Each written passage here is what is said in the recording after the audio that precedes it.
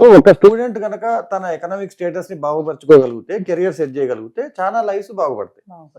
So మరి ఇప్పుడు ఇంత ఇంపార్టెన్స్ ఉన్నప్పుడు అసలు అకాడమీని ఎలా చూస్ చేసుకోవాలి అంటే, నేను నార్మల్ గా మా స్టూడెంట్స్ కి ఎప్పుడు చెప్పేది, ఫస్ట్ ఎడ్యుకేషన్ లో బ్రాండ్ నేమ్ వదిలేయండి. ఫ్యాషన్ లో బ్రాండ్ నేమ్ ఉండొచ్చు, ఏముంది, బట్టలు చినిగిపోయినా నష్టం లేదు. మహాన్ మనం పెట్టిన 1000 రూపాయలు పోతే మనం నెక్స్ట్ టైం పెట్టాం. ఫుడ్ విషయంలో కానీ, మెడిసిన్ విషయంలో కానీ, ఎడ్యుకేషన్ విషయంలో కానీ, ఎందుకంటే ఈ మూడింటితోనే జీవితం ముడిపడి ఉంటుంది. డబ్బులు పోయినా వస్తాయి కానీ హెల్త్, తర్వాత మన తినే ఆహారం నుంచి ప్రాబ్లం ఉన్నా, ఎడ్యుకేషన్ తో ప్రాబ్లం ఉన్నా, కెరియర్ ఇబ్బంది పడుతుంది.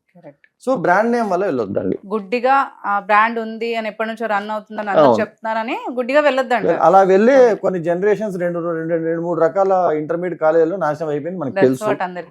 మరి బ్రాండ్ నేమ్ లేకుండా ఎలా అంటే, ఇంకో విషయం గుర్తుపెట్టుకోవాల్సింది, ఎక్కువ ప్రమోషన్స్ చేస్తున్న బ్రాండ్ ఏదైతే ఉందో వాళ్ళ అర్థం ఏంటంటే వాళ్ళ దగ్గర కంటెంట్ తక్కువ ఉంది. సో సబ్జెక్ట్ బాగుండాలి. సో అలాగే ఇన్స్టిట్యూట్ ని చూస్ చేసుకోవద్దండి, ఫ్యాకల్టీని చూస్ చేసుకోండి.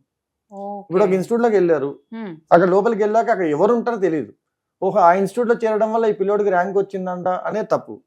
ర్యాంక్ వచ్చిన పిల్లోడు ఆ ఇన్స్టిట్యూట్ లో చదువుకున్నాడు, అదే ర్యాంక్ వచ్చే పీరియడ్ ఇంకో ఇన్స్టిట్యూట్ లో చదువుకుంటే ఆ ఇన్స్టిట్యూట్ పేరు వచ్చేది. ఎప్పుడు ఇన్స్టిట్యూట్ వల్ల స్టూడెంట్స్ కి పేరు రాదండి, స్టూడెంట్స్ కి వచ్చిన ర్యాంక్స్ వల్ల, వాళ్ళు సాధించిన సక్సెస్ వల్ల ఇన్స్టిట్యూట్ పేరు వస్తుంది.